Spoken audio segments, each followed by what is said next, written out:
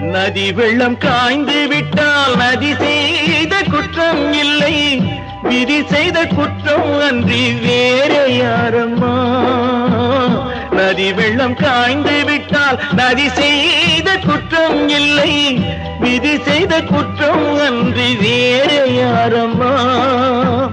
பறவைகளே பதில் சொல்லுங்கள், மனிதர்கள் மயங்கும் போது நீங்கள் பேசுங்கள். மனதுக்கு மனது கொஞ்சம் தூது செல்லுங்கள்.